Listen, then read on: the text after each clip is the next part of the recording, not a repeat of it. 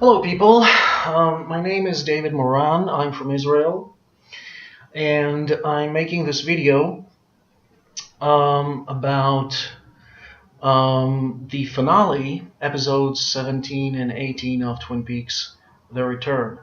I'm doing this video because I've seen a lot of theory videos here on YouTube, and I've, you know, I sort of been thinking about, um, like I like I do every time when I see a new David Lynch movie for the first time.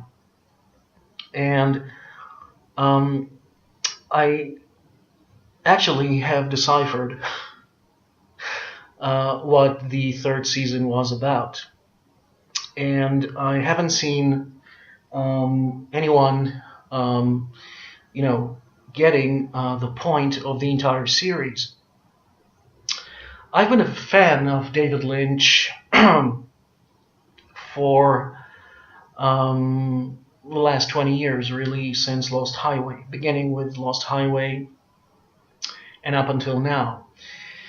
And it was because of David Lynch that I went actually to film school, and I have a little experience. I had my share of experience in writing scripts and being involved with filmmaking and television. And every time there's a new David Lynch movie, I'm going, crazy. So ever since I started, being a huge fan of David Lynch, you see patterns in David Lynch's work, and these patterns are completely at work on Twin Peaks season 3, and basically. Um, the fun thing about the entire season is that it's filled with homage, different sorts, many things that are referencing other things in other David Lynch movies, and they are there for the homage, for the self homage, for the self pastiche, but they are also there to tell us something very, very important. And I will get to that later. If you look at David Lynch's career from Eraserhead and until Twin Peaks: Fire Walk with Me, you see that has made movies that are straightforward narrative. Eraserhead, no matter how strange it is straightforward narrative. It goes from one point, which is the beginning, to point B, which is the end. And then you have, of course, The Elephant Man, straightforward narrative. Dune, straightforward narrative. Blue Velvet, straightforward narrative. Wild at Heart, straightforward narrative. And then Twin Peaks, the series, and Twin Peaks: Fire Walk with Me, straightforward narrative. And then something happens, something quite strange. David Lynch makes Lost Highway, which is a movie that doesn't have a straightforward narrative. And except for the straight story, David Lynch has not made straightforward narrative movies at all. So since Lost Highway, he's basically doing the same thing. Now, what is it that David Lynch is doing? David Lynch has got into this world where he makes movies about characters that are experiencing a mental breakdown. And their mental breakdown is so terrible that they cannot see reality anymore and they start imagining. This is what happens in Twin Peaks. And this is why the ending of Twin Peaks basically tells us that something really terrible happened to the central character of the series, which is, of course, Laura Palmer. Now, In the first and second season of Twin Peaks, um, it was about who killed Laura Palmer. Laura Palmer was a victim of a murder. She was a teenager, sexually molested, and finally murdered by her own father. In this third season, of course, we begin and we know that Laura Palmer is dead. But in fact, what happens is that, well, that's too early to say, right? Let me get this straight. Twin Peaks Season 3 works as a mirror image of Seasons 1 and 2. It's all the same, but it's different. It's different, but it's the same. For instance, take a look at Bobby. Bobby was this super cool, criminal, drug-dealing teenager, quite not a very nice teenager. Now he is the good cop. Okay. Also, James Hurley. James Hurley was the hunk on the motorbike. Now he's just, I don't know, he's some kind of a douche. Okay. The first and second seasons of Twin Peaks were basically about men. They were about the father. We didn't know this until now we look at this in retrospect. It's about the father, Leland Palmer. It's about Dale Cooper. It's about Killer Bob. It's about all sorts of entities. And it's basically it's a world where men are basically bastards and perverts, and women are the victims of that. In Season 3, it is completely the opposite. The first proof of that is this character played by Naomi Watts, Janie E.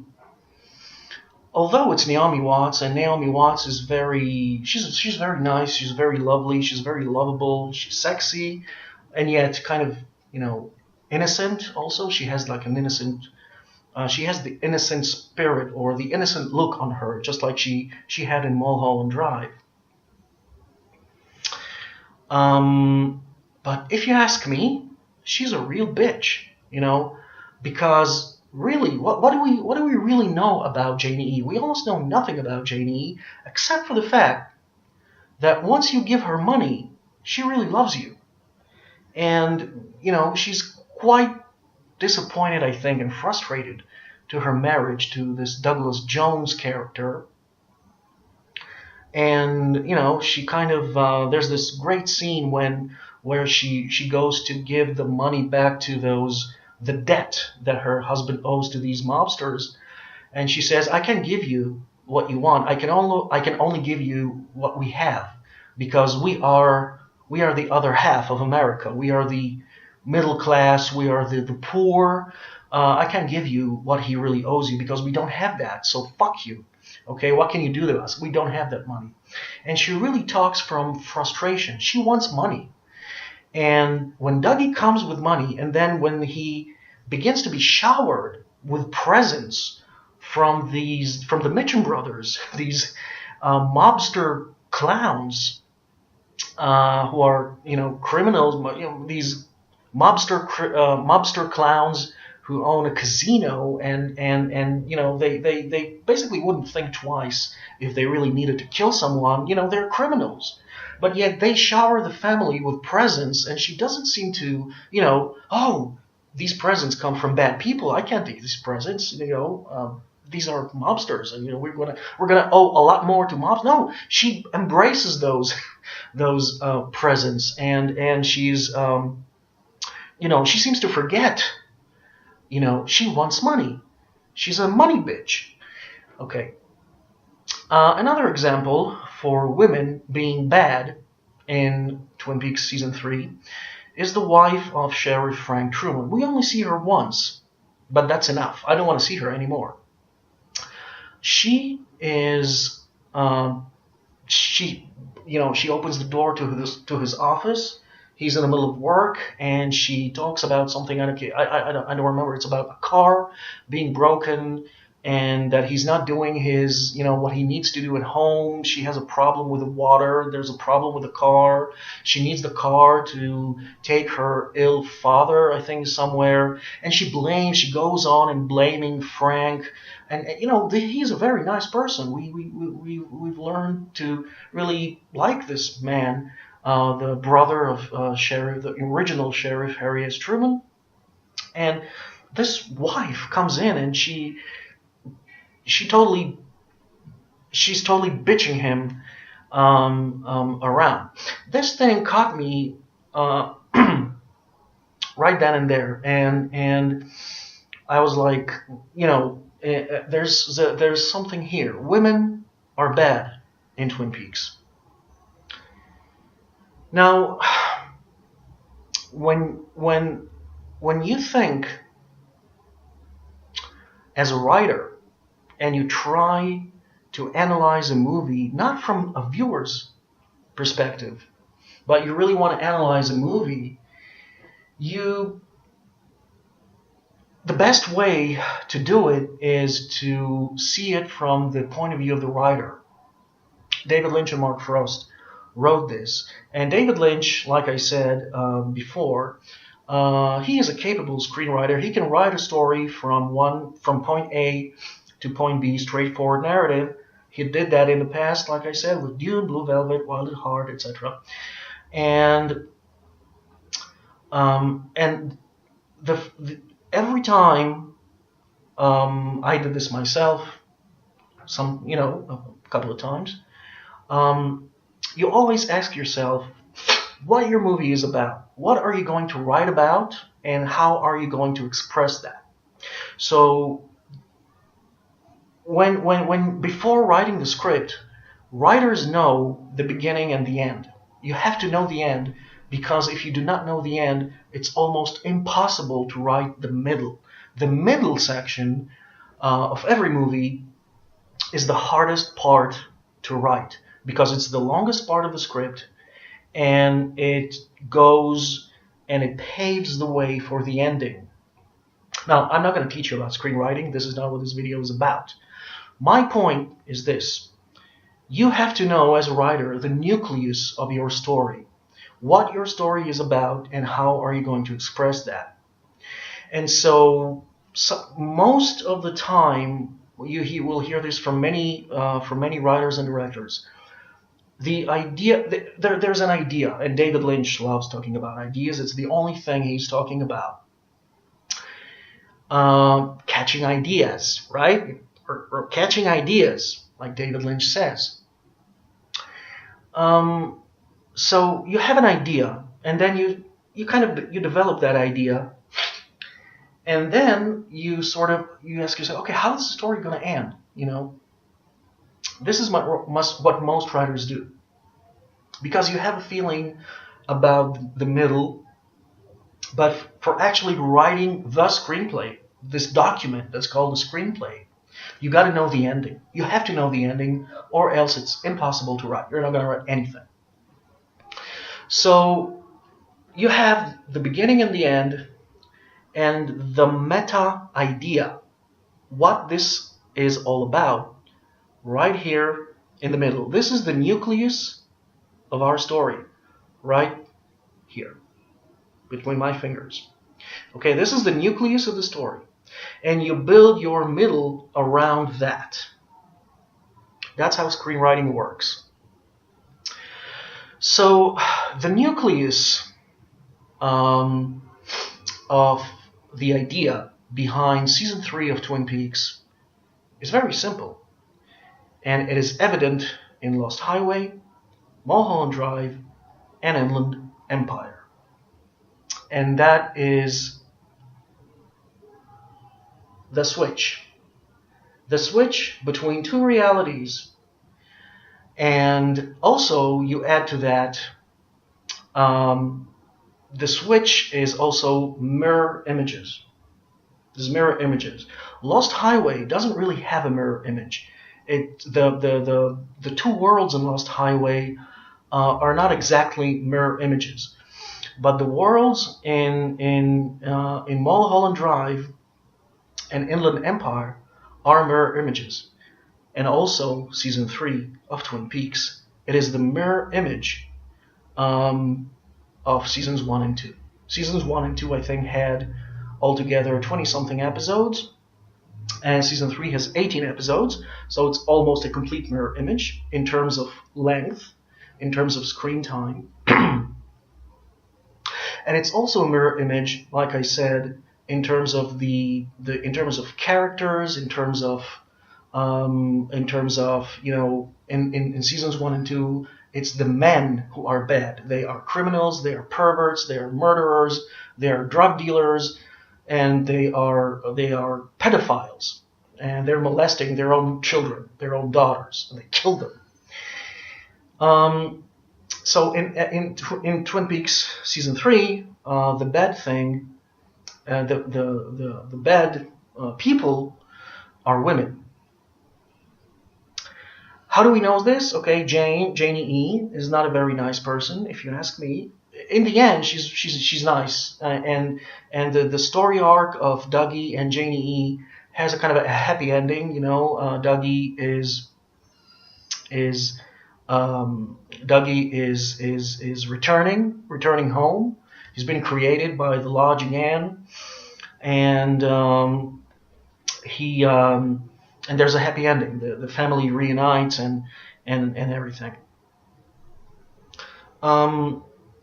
But there's one more proof and one other thing which is very important to understand why the thing is that women are bad in Twin Peaks, and that is the mother of all evil.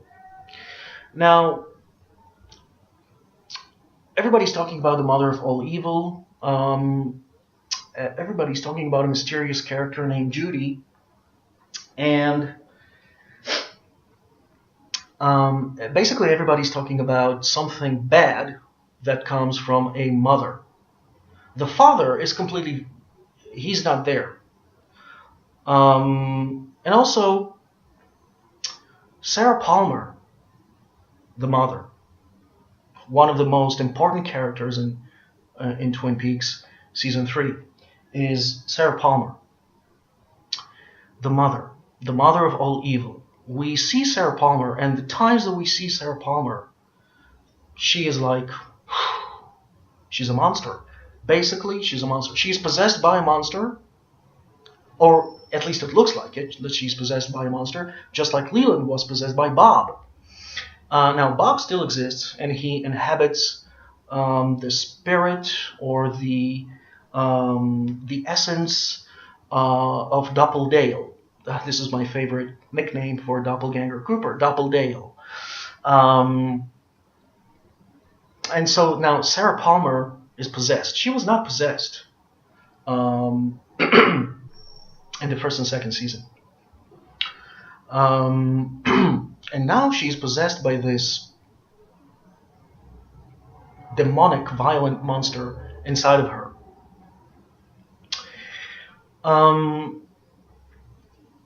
What does it tell us? The mother of all evil. Well, Sarah Palmer is not in the lodge. I don't know why, but she's not in the lodge. She's not in the Black Lodge. She's not in the White Lodge. She's not anywhere. We're gonna get back to Sarah Palmer soon. Now, another thing that is very important to understand about Twin Peaks season 3, like I said, that not another thing, but the thing is the mirror image. The mirror image basically says that there's only two worlds in Twin Peaks, and they have something in the middle. Okay, the mirror is in the middle. There's a world here, and there's a world here. Okay, and they look at each other, and they are the opposite of each other. In the middle, Okay, this is the border. And in between the border, and I mean in the border is not a very thin line. It is a world unto itself. And that is the world, is what I'm going to call the world of the lodge. This is the realm. This is the other dimension between the worlds. What does the poem of Twin Peaks says? It says, uh, between the future, between the darkness of future past, the magician longs to see one chance out between two worlds. Fire, walk with me. One chance out between two worlds. Not three, not four, not five. Just two. Two worlds.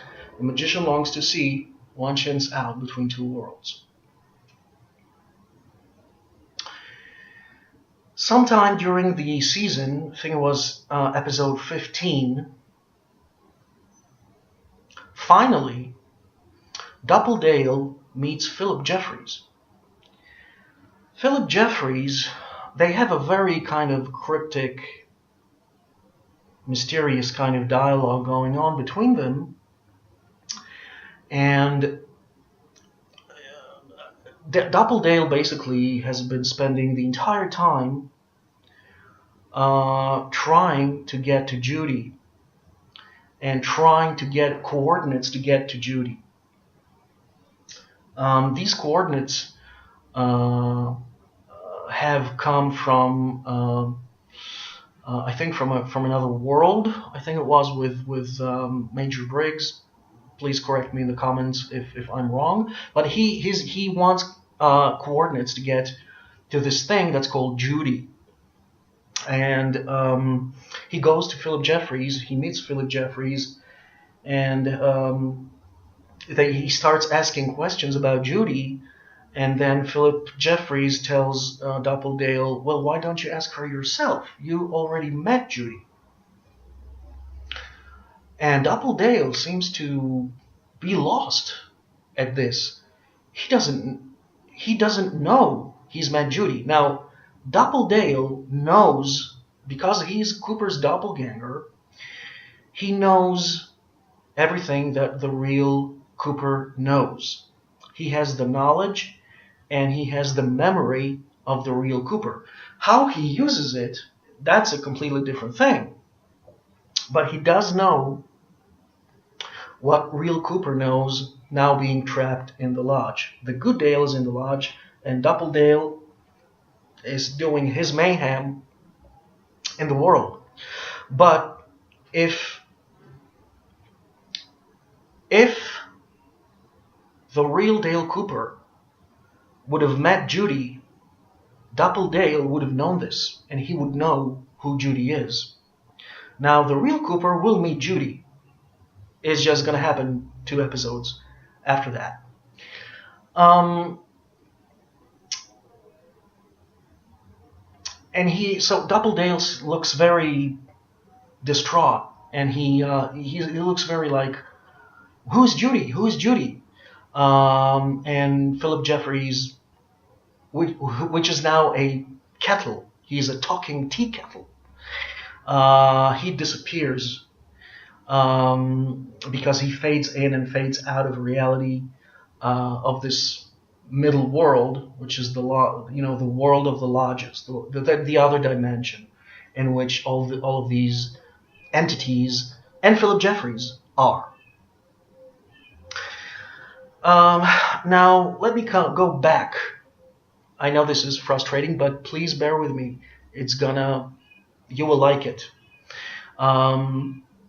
It's gonna pay off, because I'm gonna tell you who Judy is and what happens at the end of the episode 18, which is an amazing episode. It's so amazing, I can't tell you. So let's go back to episode 1, scene 1. The real Cooper in the lodge, in the world of the lodge, is talking to the giant. He's credited as fireman now. Everybody calls him fireman. I'd rather call him giant, but you know who I'm talking about. So the giant tells Cooper to listen to the sounds in the gramophone. Now, if you have seen Twin Peaks, you know what these sounds are. So he hears these sounds. He doesn't know what these sounds are. And then Giant says that it is in our house now. Of course it's in our house. It's there. And we will soon know what it is in our house now. And it all cannot be said aloud, basically because it's in our house now. And then he tells Cooper the most important thing that got everyone very excited and curious about, which is remember 430, Richard and Linda. Now, I'm going to tell you right now, I don't know what is Richard and Linda.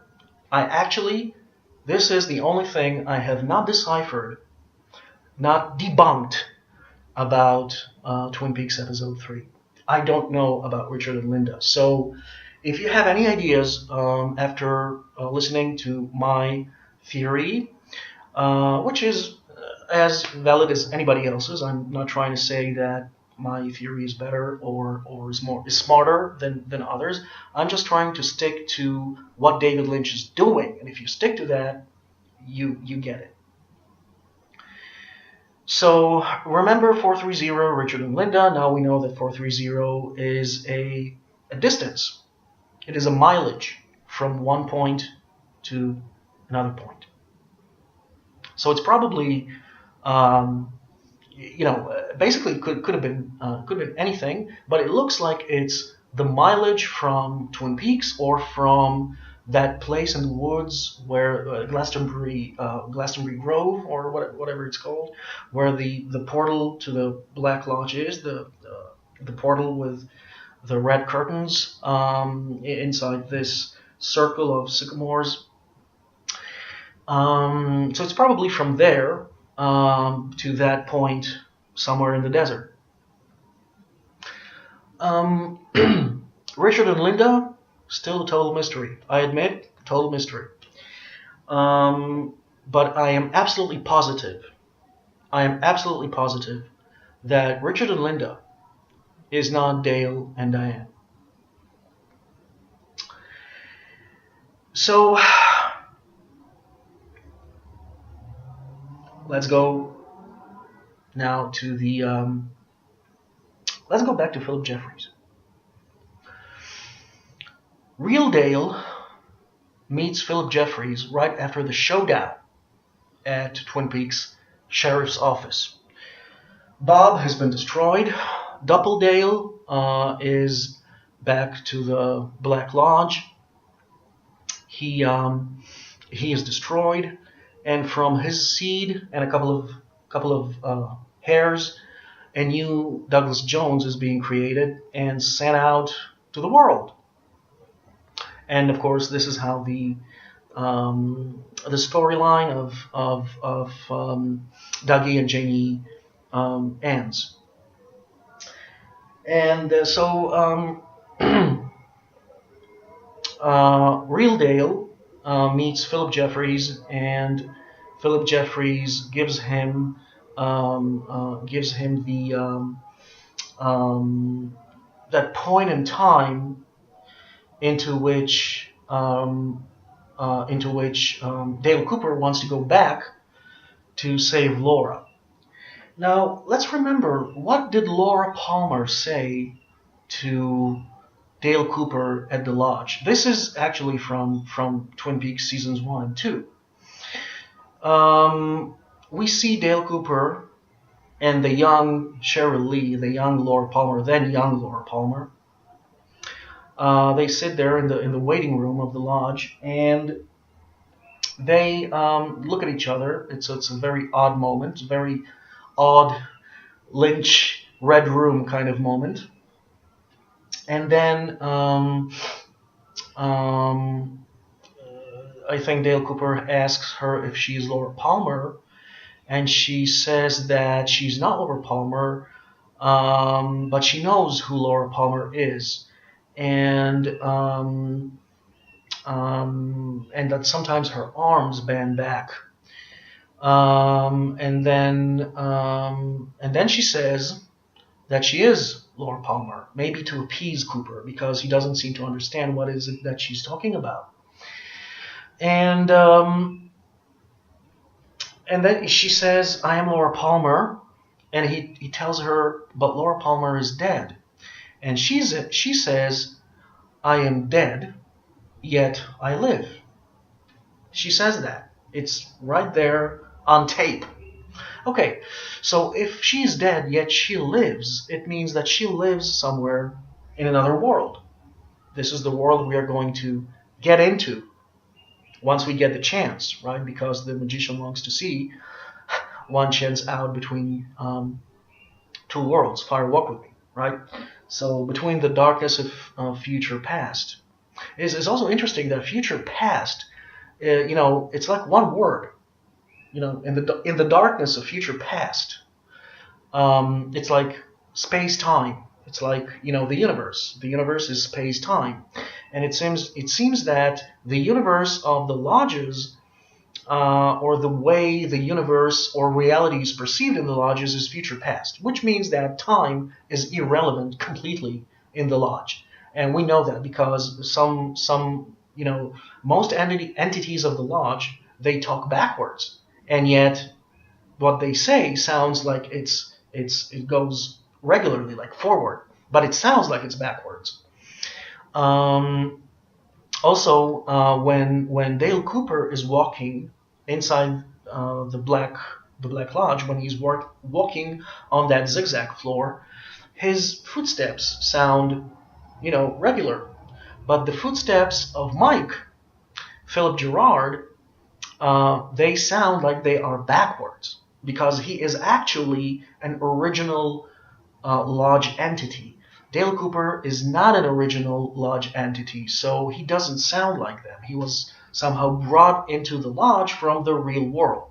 One of the worlds. It doesn't matter, but he's from a real world. So, Jeffries and Dale Cooper, very important scene. What happens next is even more mind-blowing, but the real mind-blowing thing is yet to come. It's been 32 minutes that I'm recording. I hope to make this as short as possible. I don't want to waste your time. The conclusion is amazing. Bear with me. So, Dale Cooper wants to go back and save Laura because that's what he believes he should do. And that's what everybody's been telling him to do. That's what he believes he was also almost destined to do, is to find Laura Palmer and save her. So Philip Jeffries creates this infinity sign from this alcove sign, and it turns into an infinity, turns like to a number 8, and then it sort of stretches a little and becomes an infinity symbol.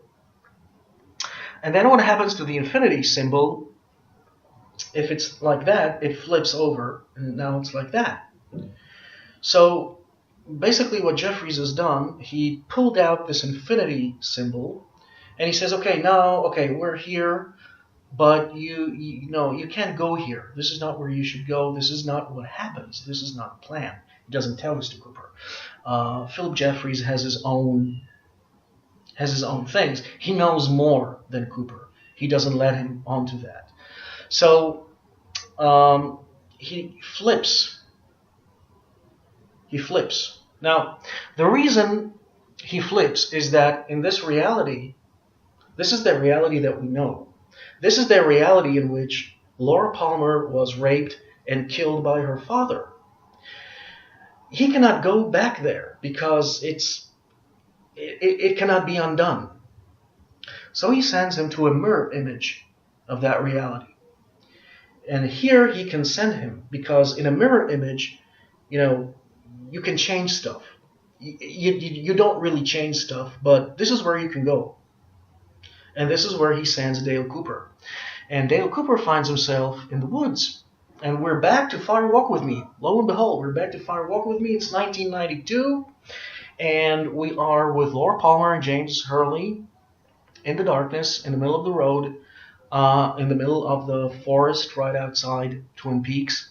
And they are doing their scene. Laura seems totally drugged out, like she's taking like a shitload of drugs. She doesn't know where she is. Now, this is something, there's a thing here that everybody gets wrong. And I don't know why, but it's so evident, like it's in your face. Everybody thinks that when Laura Palmer screams, she sees Dale Cooper in the distance. Actually, she does not see him in the distance, because Dale Cooper is behind her back. He's not behind James's back. And we also we know this because when she leaves James, after she yells, "I love you, James," she crosses the road. It's like she crosses to the other side of the road, the other side of the street. Okay, there's no street there, but it's the road. There's woods here and there's woods here. They are here, okay, and she looks over there. But then she runs to that side. And this is where she meets Cooper. So when she screams looking to this direction, she doesn't see anyone. She just sees darkness. And she screams because she's full of cocaine and maybe other drugs. And she's like, her mind is not there because she has to go and meet John and Leo and Renette, and she has to be a prostitute for the night because she also works in prostitution, of all things. So, okay, so she leaves James, she runs into the woods on the other side of the road, and she meets Dale Cooper, and she's surprised. We think reality has changed, and maybe Dale Cooper is going to save her. And she says, "Who are you?" And he doesn't say anything. I mean, what can he say, right? And she says, and then she recognizes him. She recognizes him, and I saw you in a dream. And all of a sudden, she completely trusts him because she saw him in a dream. And he gives her his hand. She says, "Where are we going?" And he says, "We're going home." Okay. They go, and then Laura disappears with that sound we heard from the gramophone in episode 1, scene 1. Cooper and Giant listen to the sounds. These sounds are coming from the gramophone. And Laura Palmer disappears when we hear this sound. And then Cooper looks to the woods. He doesn't know what's going on. He doesn't understand what's going on. And we hear that terrible scream of Laura Palmer. If I would hear this scream in the middle of the night in the woods, I would definitely get a heart attack. Yeah, I mean, a heart attack right then and there. But Dale Cooper is a brave FBI agent. He doesn't get a heart attack. What he does get is to go back into the lodge. And when he goes back to the lodge, the mystery starts to clear. What has happened? Where did Philip Jeffries send him? He sent him nowhere. He actually sent him to someplace here in the lodge.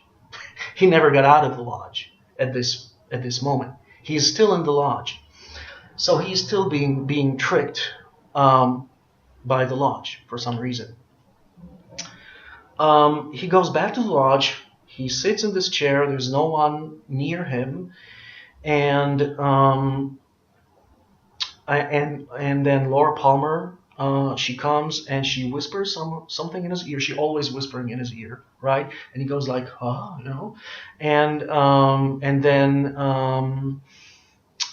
he sees Philip Gerard at the end of the far edge of the room, calls him to come, and they go to meet the Arm. Now the Arm again repeats reminding us what it is. He says, "I am the arm, and I sound like this." And then he asks a very, very interesting question. He asks, "Is it a story about the little girl who lived down the lane?"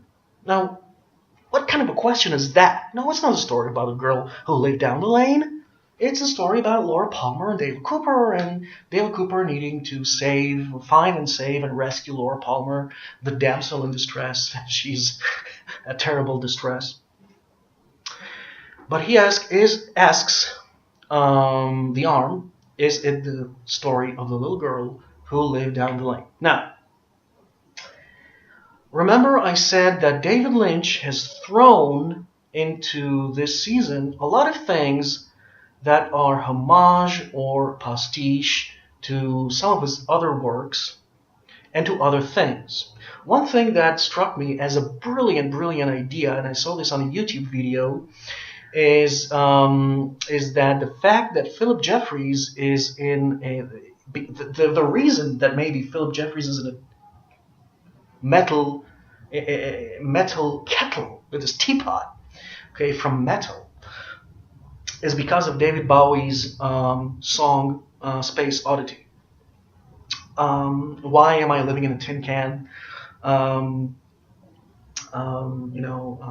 Flying around the world, or something like that. And I thought it was a brilliant idea, a tin can. Let's put David Bowie in a tin can, because in the movie Twin Peaks Fire Walk with Me, Philip Jeffries is actually played by David Bowie, but David Bowie died before they started shooting the character. So maybe in the original script of this season, maybe they wanted to shoot Philip Jeffries as David Bowie, or at least as a real human character, and they wanted to call David Bowie again to reprise his original role, and he died. And so they came up with this brilliant, surreal idea. Only David Lynch can do this. No one else in the world can do this and make it actually work. Look at us, we're talking about it. Okay, the entire YouTube is like booming about this thing. So David Lynch must have done something right? Okay. So where was I? Little Girl Down the Lane. Philip Jeffries. The outside ideas. Right, the outside ideas. And lots of homage and pastiche. One of the things that I never heard anyone say it. So if you find this, someone talk about this in another Twin Peaks theory video, please link it in your comments. Is Sonny Jim, the son of Janie E. and Dougie Jones. His name is actually not Sonny Jim, but just Jim or James. But they call him Sonny Jim because it's a cute name, right, to call your kid. Well, Sonny Jim is another reference to something from David Lynch's past. Sonny Jim is a character from The Elephant Man. And there's lots of things like that in Twin Peaks season 3. If you go back to The Elephant Man, you will discover that Sonny Jim is the hospital guard that abuses John Merrick, the Elephant Man, and he's the one that sells tickets to the people from the bar, the people from the street.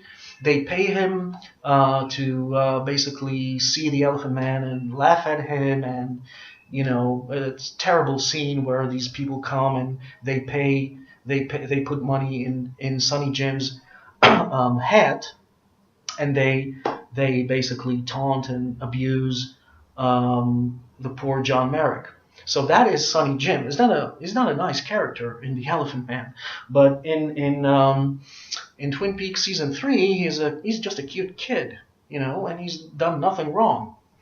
Another mirror image. Okay, in one world, Sonny Jim is this bastard, and in another world, Sonny Jim is just a cute boy. So the story of the little girl who lived down the lane. Now, um, what does it all mean? Let's jump forward. Dale Cooper meets Laura Palmer. You know what happened in the episode. There was this getting out of the lodge and going with Diane to point 430, and then going through the point 430 and ending up in this motel. They have sex in the motel. Diane sees her own image, or maybe a tulpa or a doppelganger of herself. Not sure. It looks exactly like her, and they both know that after they go into this place, um, it's all going to be different. They know this, and it looks like Diane knows more, but I cannot really put the finger on it. However, they have sex in this motel room, and and then Dale Cooper wakes up. He finds a letter from a Linda to a Richard.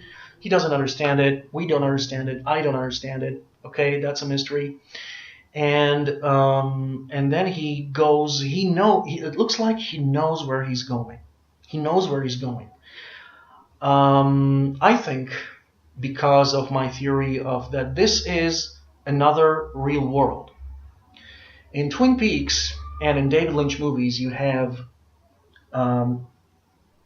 mirror image worlds, and so both are real. You basically, if you're a man on a mission, you can go from one world to another. It's not very easy, as we've seen on season 3.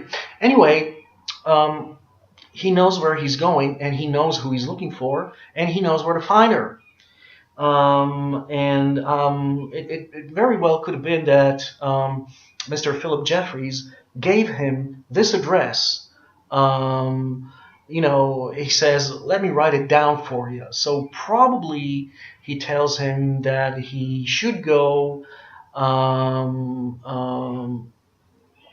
He tells this to Doppelgänger, but they seem to know. Like I said, Doppelgänger knows everything that the real Cooper knows, he actually says, "Let me write it down for you," to Doppelgänger, not to real Cooper. He sends real Cooper to that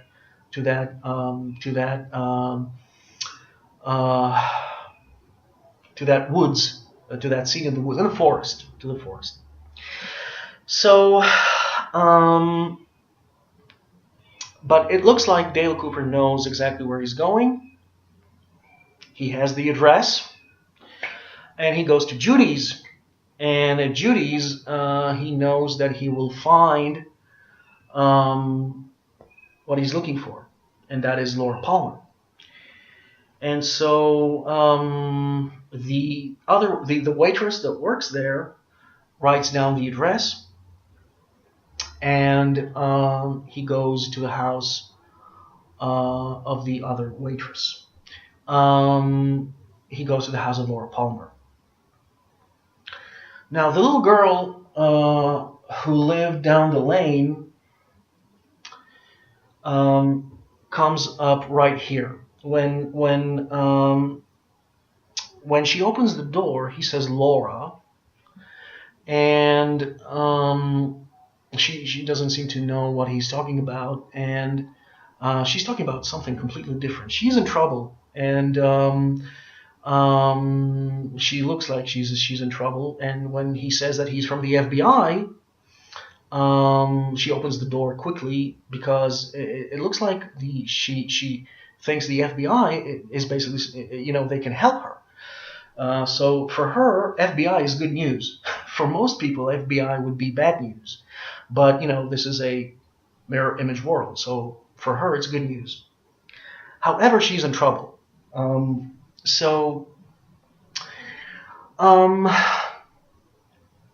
and he calls her Laura, and she doesn't know what she at least she behaves as if she does not know what he's talking about. Why he calls her Laura, and she Laura, who is I don't know who she is, and he tells her, I think you are. He asks, what is your name? And she says, my name is Carrie Page. Now, I did a very, very small research, and two things, and I found two things. One is that the little girl down the lane is a reference to a movie. And it's a reference to a movie that is called The Little Girl Who Lives Down the Lane.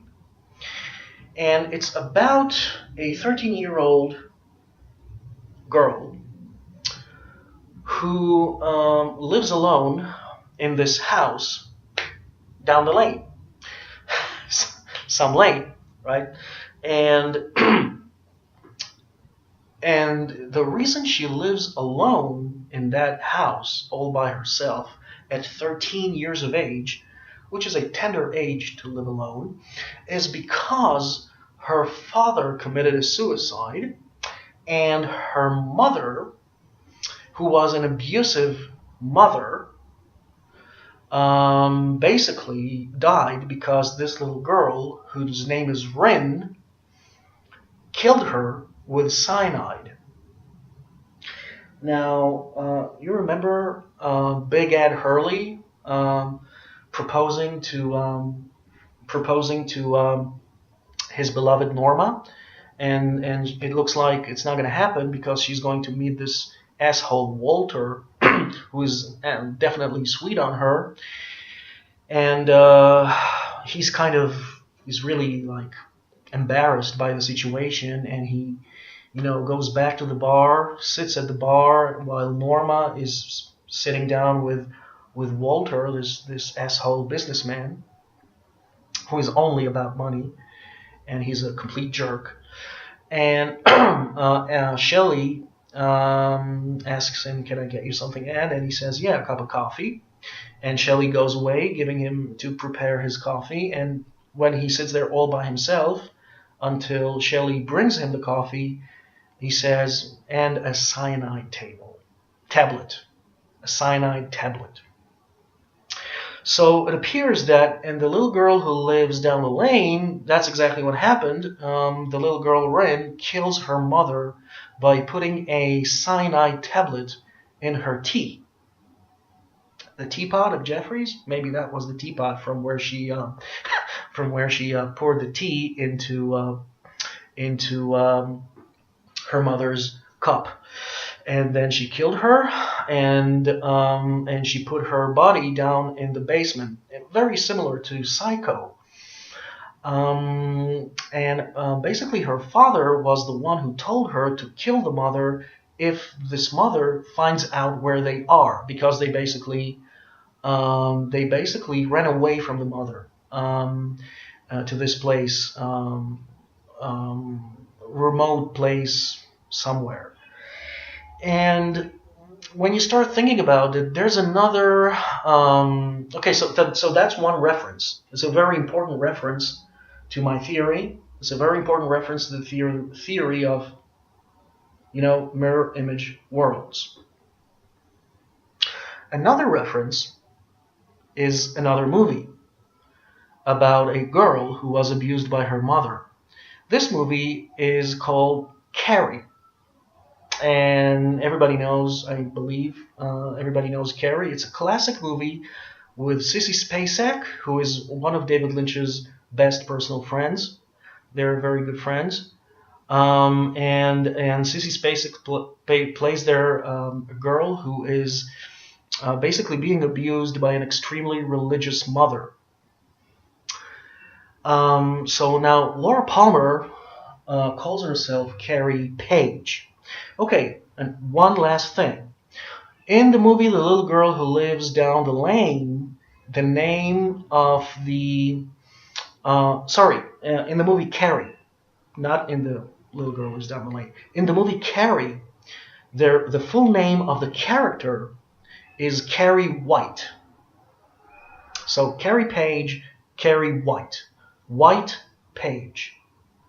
So if you want to start your life anew, you have to start it from a clean white page. This is a metaphor, I know, but it really, really is a very strong metaphor for what actually happens in this amazing finale of Twin Peaks, episode 18. Carrie Page, she is in Odessa, Texas, a zillion miles away from Twin Peaks. She doesn't want to know about Twin Peaks. And here comes, this man who is just like he's been told by the giant in the Black Lodge. And this, I believe that where they are is actually not a White Lodge, it's the Black Lodge. Okay. He tells him, you are far away. Of course he's far away. He is a ways away. And he tells this to Laura. Now, another very important thing that supports my theory, which is coming very, very soon, finally, the final conclusion of what is happening, goddammit, in this season of Twin Peaks. A very important thing, and like I said, this is a season where, unlike the first two seasons, in this season, the evil is in the women. The evil is within the females. Okay, Laura Palmer's mother, Sarah, is possessed by something. She looks completely, she is violent. We see that she is becoming violent because she's possessed by this thing everybody thinks is Judy. That's not Judy.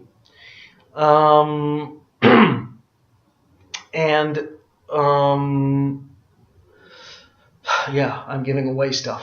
That's not Judy. She's not possessed by Judy. Judy is not the thing that possesses Sarah Palmer. You will know who is Judy in, I believe, just a few minutes from now.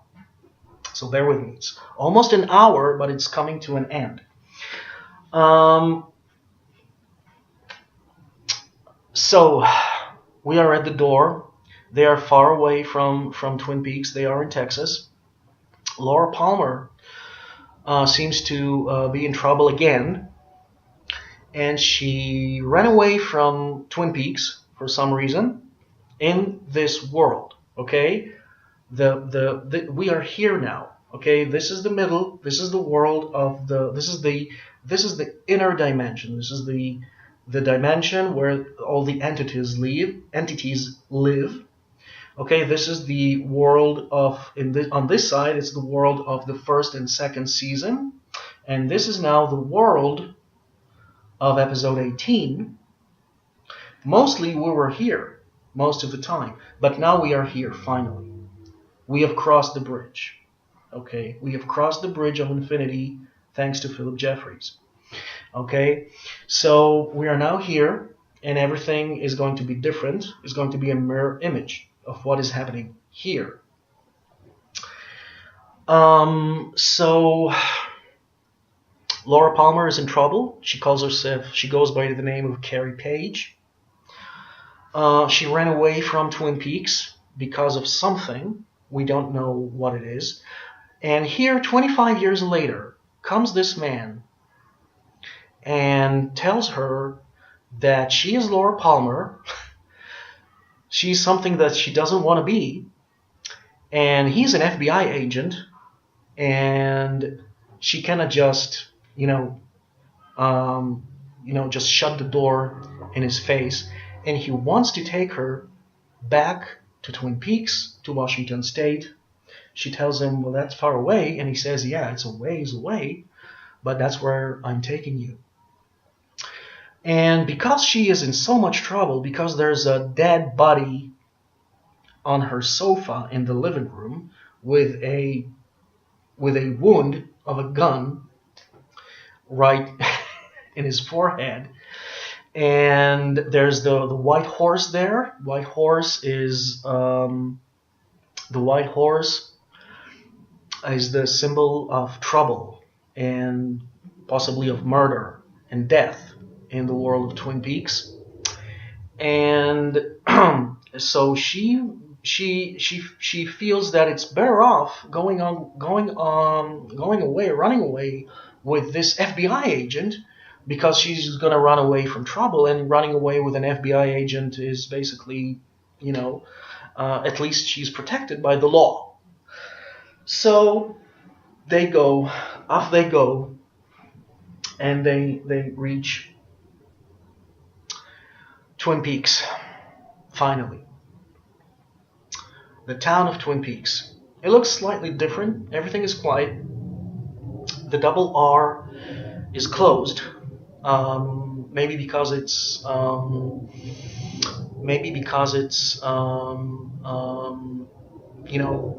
o'clock in the morning, or maybe 2 o'clock in the morning.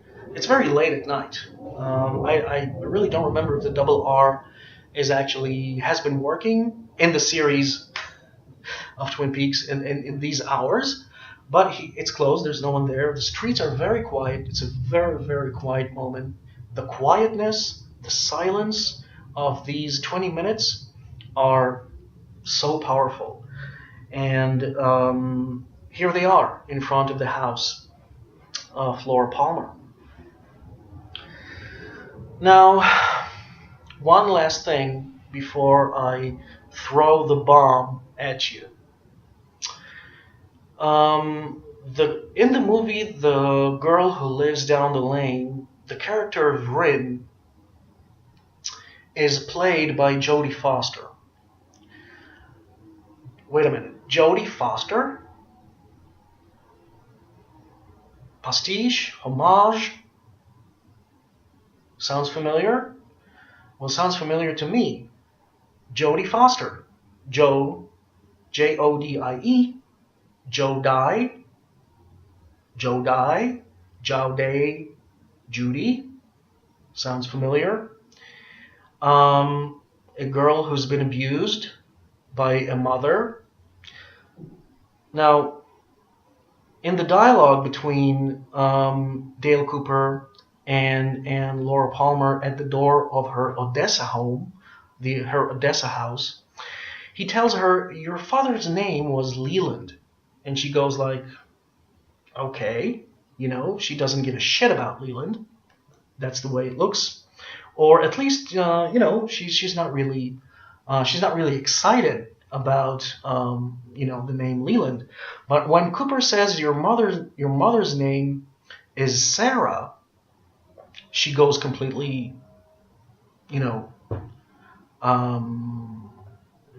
she gets into this like almost state of a trauma. She holds the door basically not to fall down off her feet.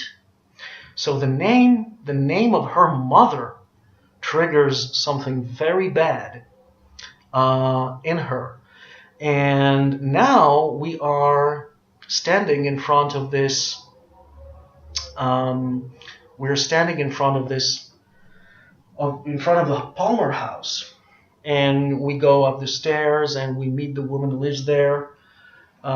It's not Sarah Palmer, and she says her name is Tremond, Alice Tremond, and that she and her husband bought the house from a lady or someone named Chalfont. Now, Chalfont and Tremond was two names used by the same character of an old lady and her grandson, which are lodge entities, both in the first and second season of Twin Peaks and in Fire Walk with Me. So we have this presence now, for the first time, a presence in the world of the 25 years older Laura Palmer, a presence from the past, Chalfont and Tremond.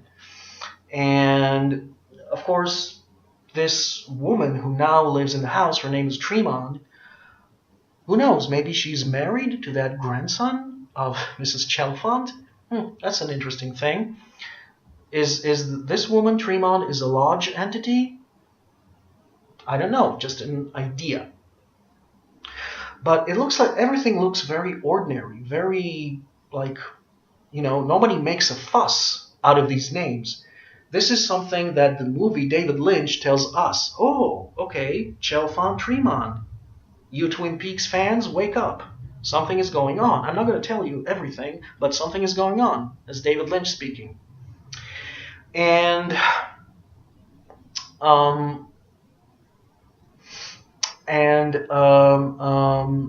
they go down the stairs. They look very frustrated. Dale Cooper looks very frustrated. And all this time during this conversation between Cooper and Tremond, Laura Palmer looks like she doesn't know what's happening. She looks at Cooper and she looks at Tremond and she looks around and she doesn't know what's going on. What actually happens inside of her is that she's on the verge of collapse. But she really tries to hold herself.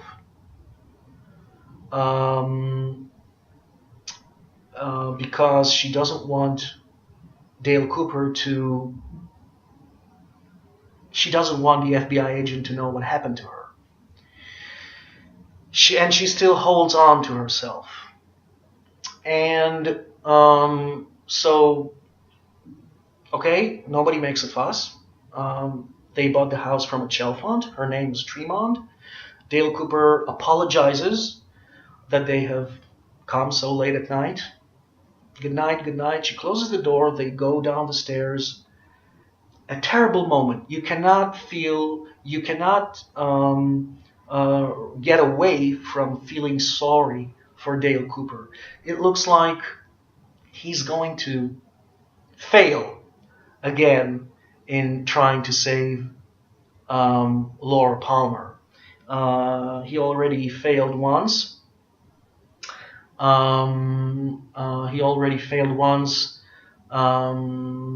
At the end of the last episode, the episode before, in the woods, when Laura Palmer disappeared and he went back to the lodge. And now they're in this very real world, okay? They are, like I say, they are here. This is another real world. It's a mirror image of this real world. This looks like it's the most real world, and these are imaginary worlds, okay? That's also a conclusion. A strange conclusion, but it's the most stable thing. It's always been there. Here, things go crazy, and here things go crazy, but the only thing where logic actually works is right here in the middle between two worlds. One chance out between two worlds. Fire walk with me. So now we are at the final moment. This is climax. And in this climax, it's almost an anticlimax. Just think about it. In most movies, and sometimes in David Lynch movies as well, for instance, the climax of Mulholland Drive, which is a movie that is structured very much like this season three of Twin Peaks. The climax is very strong. There's lots of sound, screaming, music. Also, the climax of Lost Highway is very, there's music there by Trent Reznor, and the police chasing Fred Madison on this highway in the middle of the desert. And now the climax is, it's an anticlimax. It's a mirror image of a climax. If a real climax is all sound and music and fire and mayhem and killing, and the good guy's gonna kill the bad guy, and it's all gonna be like, da, da, da, da, da, da. The climax here is an anticlimax in terms of sound, in terms of making noise. And they stand there, and Cooper, he looks and he cannot understand. He got all the information he needed. He got to Laura Palmer, and it doesn't work. It just doesn't happen. And he goes there and he says, "What year is this?" It's like, um, well, he doesn't know what year is this because he just came out of the lodge into a real world. And he got into this version of the real world. It's the second version of the real world. And like I said, there's only two worlds. He just got out of the lodge, and the transition moment was when he was making. The transition moment was actually after he was making sex with Diane um, in that motel. When he wakes up, that's when he really gets out of the lodge. This is the moment when he gets out of the lodge. And he gets out of the lodge really for the first time, and he doesn't know where he is. He doesn't know where he is. He doesn't know how much time has passed.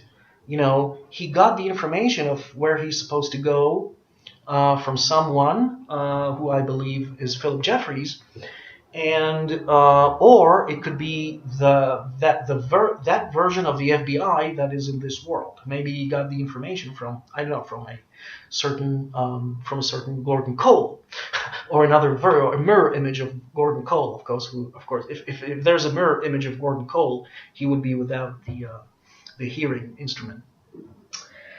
And so he asks, "What year is this?" Because he really doesn't know what year is this. He didn't pay attention to anything. He just went on with his mission. It's logical. He just came out of the lodge and he's straight into doing a mission, which is to find Laura Palmer and save her. But the truth is, so he doesn't know what year is this. Okay, this is why he asks, "What year is this?" And he kind of starts remembering that he maybe has awakened from the lodge, and he doesn't know that 25 years have passed, and that the information about the Palmer house in this world, things have changed. Okay, things have changed in this world. Things have changed from the moment that Laura Palmer killed her mother and ran away from Twin Peaks so no one can catch her. And she ended up somehow being a waitress in Odessa that gets into more and more trouble. Now, so the conclusion of episode 18 is this.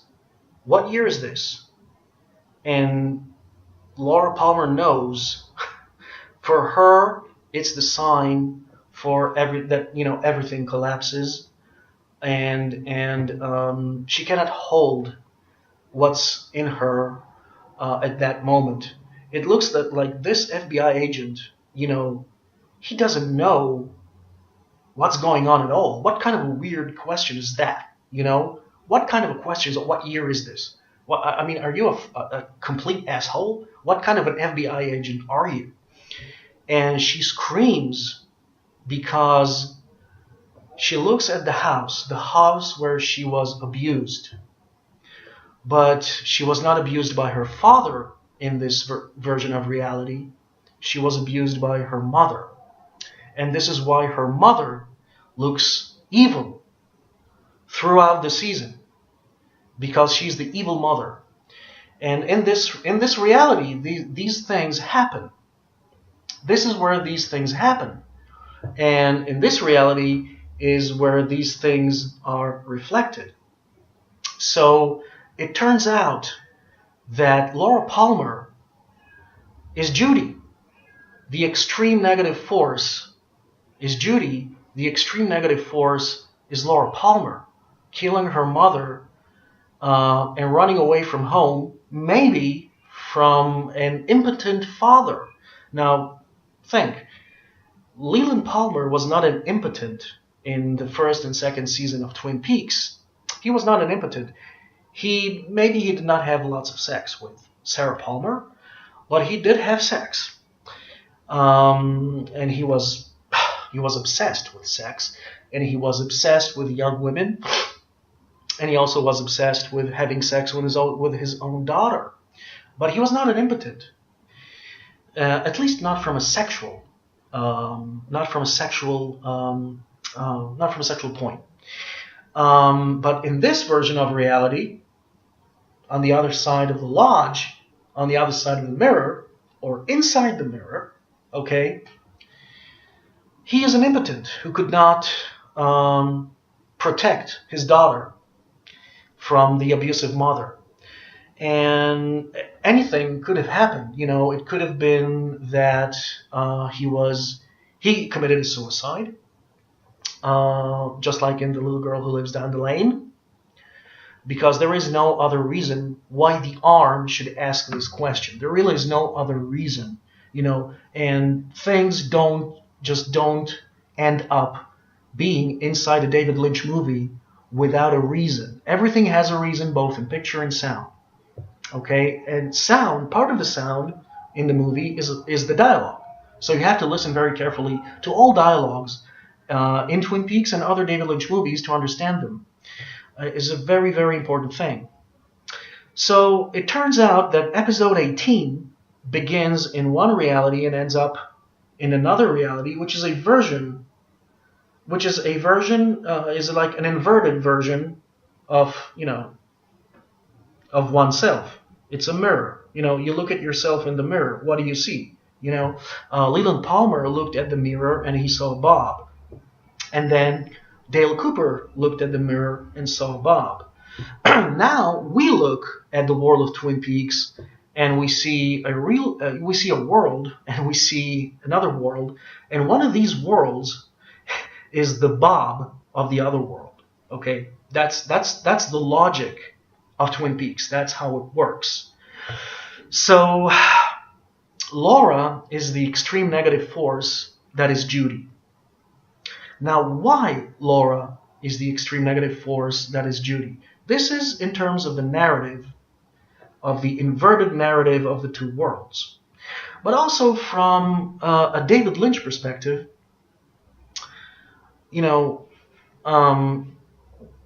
let's take a look at Mulholland Drive. In Mulholland Drive, we have a character or a person named Betty, which is Betty in one world, but she is Diane Selwyn in another world. And the other world is actually the reality, because the first part of Mulholland Drive is a dream. And then the reality, it's Betty turns into a Diane Selwyn, who turns out to be the murderer of her ex-lesbian lover, which is Camilla Rhodes, an actress who kind of abuses her. She's not abusing her. She's not hitting her or something, but she has betrayed her with a man, and Diane Selwyn cannot take it, and we know that all the anger and jealousy in Diane Selwyn is represented by the bum by the bum behind the Winkies. So Diane Selwyn, Betty, is indeed the bum behind the Winkies. The same thing goes for Judy, the extreme negative force. The extreme negative force of Judy is the anger and the fear and the sorrow that Laura Palmer feels in this version of her life because she killed her mother and she ran away from Twin Peaks to not get caught. And now she didn't get caught, and now she's afraid of getting caught by this FBI agent who seems to know her history. This terrifies her, but yet she's going with him because the absurdity of it is that she plays the role of, oh, I didn't kill anybody, it's not me, but actually that's exactly what she did. And this is the mirror image of this world where she is a victim. Now, what we can also say is that this world could be Laura Palmer in this world could be her wishful thinking. She wished that she was dead.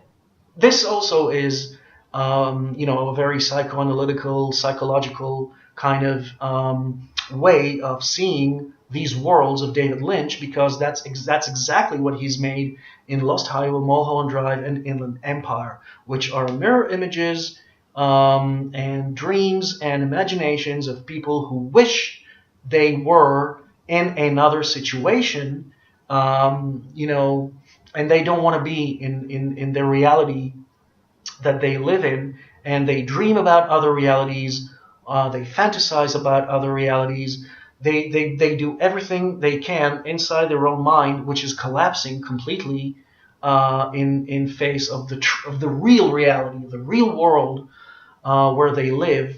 This collapses. They cannot contain themselves. They cannot contain the reality. They just cannot accept reality, and they fall into a fantasy world, but the fantasy collapses over and over and over again. This is why Cooper always fails of finding Laura, and she will never be saved by the fact she's running away from the fact that she killed her mother. She cannot, take the guilt. She cannot contain it, and she looks for a way out between two worlds.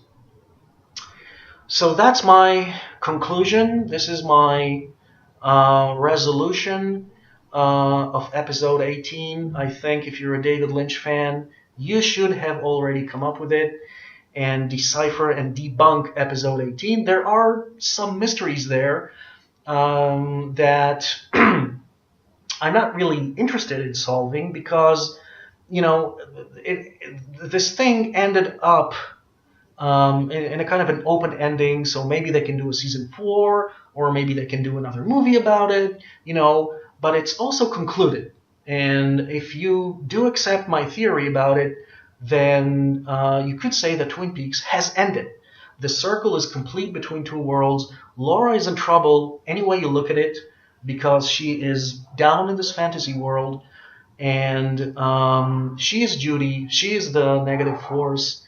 And also there's the scene where the mother stabs the picture, because she we don't know where this scene comes from. Maybe the scene comes from the past. Maybe this scene is actually taking place in the 1980s, when she's still abusing Laura Palmer. Maybe this image comes from Laura Palmer's imagination. We don't really know where this comes from, but we do know the mother trying to kill the picture of Laura Palmer. This is a bad mother. This is a mother who doesn't want this kid, and the kid ended up killing her and closing herself inside this world of fantasy. So what we viewers should choose here is what world we prefer for Laura Palmer to be in. Now we have two choices. We have the Laura Palmer in this world who was a victim, a rape and murder victim of her father, or we have Laura Palmer, a victim of abuse, but a murderer of her mother. Here, the father is evil. Here, the mother is evil. But Laura is doomed. This is why she screams, and this is why the Palmer house will never be the same again. If you have any questions, any comments about this theory of mine, I'll be more than glad to read your comments, and I will try to reply to everyone who agrees or does not agree with me. And I hope you enjoyed my video about episode 18, Twin Peaks: The Finale. And please leave your comments down below. I'll be more than glad to read and reply to everyone as much as I can. Thank you very much.